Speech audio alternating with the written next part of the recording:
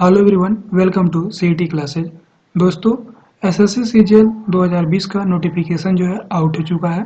तो इस वीडियो में हम लोग बात करेंगे एसएससी सीजीएल 2020 के नोटिफिकेशन के रिगार्डिंग। इसका एज क्राइटेरिया क्या है, एजुकेशनल क्वालिफिकेशन क्या है, कितनी पोस्ट है, कब से कब तक फॉर्म भरे जाने हैं, लास्ट डेट कब है, एग्जामिनेशन कब होगा, इन सभी की बारे में हम इस वीडियो में डिस्कस करेंगे।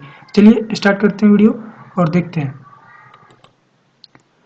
तो दोस्तों, बात करें फॉर्म फिलअप की, तो date for submission of online application 29 दिसंबर 2020 से 31 जनवरी 2021 तक, यानी 29 दिसंबर से लेकर के 31 जनवरी तक आपके फॉर्म फिलअप किए जाएंगे। ठीक है, इसका फॉर्म फी शुल्क रहता है 100 रुपीज़, 100 रुपये लगते हैं जनरल, ईडब्ल्यूएस और ओबीसी कैटेगरी के लिए। एग्जामिनेशन डेट की बात करेंगे तो इसका टायर 1 का एग्जामिनेशन होगा 29 मई 2021 से लेकर के और 7 जून 2021 तक। मई और जून में इसके एग्ज़ाम लगे हुए हैं। 29 मई से स्टार्ट होगा और 7 जून तक चलेगा, यानी 5वें और 6ठे महीने में इसके टायर 1 के एग्ज़ाम होंगे। अब हम बात करेंगे यहाँ पे कि इसके लिए एज क्राइटेरिया क्या रखा गया है। तो जैसा कि आप देख पा रहे हैं, अलग अलग पोस्ट के लिए एज लिमिट जो है वह अलग अलग है। 20 से 30 वर्ष जो है एज लिमिट दिया हुआ है बहुत सारे पोस्ट का, और बहुत सारे पोस्टों के लिए 18 से 27 वर्ष भी एज लिमिट दिए हुए हैं। जैसे कि आप यहाँ पे देख पा रहे हैं, इन सभी पोस्टों के लिए आपके जो एज लिमिट है वह 18 से लेकर के 27 ईयर के बीच में होनी चाहिए। ठीक है, अब चलिए बात करेंगे एजुकेशनल क्वालिफिकेशन की। तो एजुकेशनल क्वालिफिकेशन में आप देखिएगा कि इसेंशियल क्वालिफिकेशन जो है वह इसेंशियल क्वालिफिकेशन है bachelor degree from recognised university और इंस्टीट्यूट। ठीक है, आपके लिए इसेंशियल क्वालिफिकेशन रखा गया है कि आप स्नातक जो है वो उत्तीर्ण होने चाहिए, और इसके लिए डेट रखा गया है 1/1/2021, यानी आपका रिजल्ट जो है वह 1/1/2021 तक डिक्लेयर हो गया होना चाहिए। यानी आप बोल सकते हो कि जिन एस्पिरेंट के रिजल्ट आ गए हैं वही लोग यहाँ फॉर्म फिलअप करेंगे। जो लोग लास्ट ईयर में हैं, जिन लोगों ने एग्जाम दिया हुआ है और उनके रिजल्ट अभी तक नहीं आए हुए हैं, तो फिर फॉर्म फिलअप नहीं करेंगे। यानी लास्ट ईयर का कोई यहाँ पे सवाल ही नहीं है। जिन लोग के रिजल्ट डिक्लेयर हो चुके हैं फाइनल, वही लोग यहाँ पे फॉर्म फिलअप करेंगे। तो bachelor degree from a recognised university और इंस्टीट्यूट, यानी आप किसी भी यूनिवर्सिटी से या इंस्टीट्यूट से बैचलर डिग्री धारी होना चाहिए। चलिए अब हम बात करेंगे इसमें टोटल वैकेंसीज कितने हैं।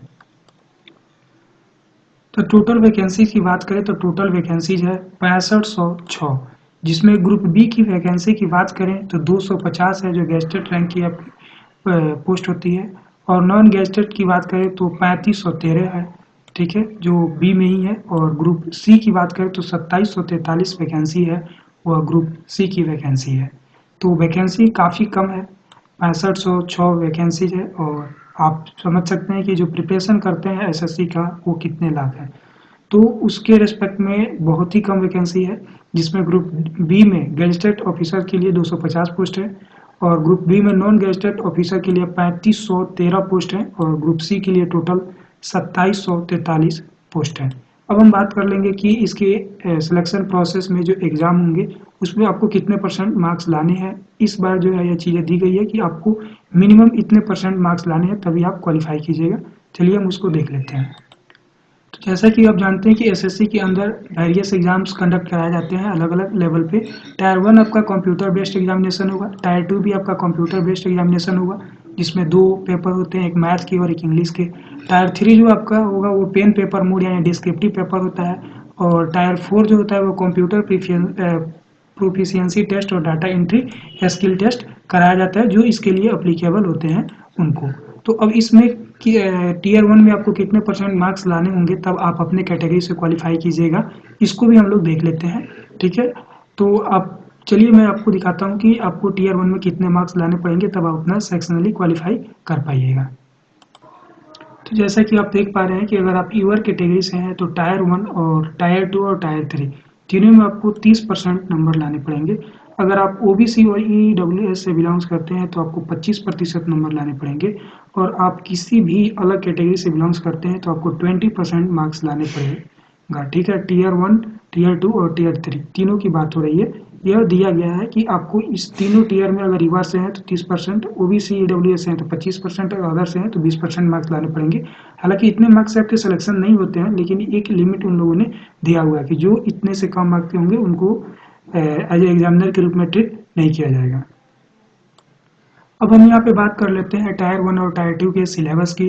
तो टायर 1 में आपके टोटल जो क्वेश्चन होते हैं वो 100 होते हैं और 200 मार्क्स का टोटल आपका एग्जाम होता है, जिसमें जनरल इंटेलिजेंसी एंड रीजनिंग के 25 क्वेश्चन रहते हैं 50 नंबर के, जनरल अवेयरनेस के 25 क्वेश्चन रहते हैं 50 मार्क्स के, क्वांटिटेटिव एप्टीट्यूड यानी मैथमेटिक्स के आपके 25 क्वेश्चन रहते हैं 50 मार्क्स के, और इंग्लिश कॉम्प्रीहेंशन के आपके 25 क्वेश्चन रहते हैं 50 मार्क्स के। तो टोटल आपके 100 क्वेश्चन होते हैं, 200 मार्क्स का एग्जाम होता है और यह होता है 1 घंटे का, और यह CBT है यानी कंप्यूटर बेस्ड टेस्ट होगा। जब आप टायर 1 क्वालिफाई कर लेते हैं तो टायर 2 में आपके 2 पेपर होते हैं, एक क्वांटिटेटिव एप्टीट्यूड का और एक इंग्लिश लैंग्वेज का।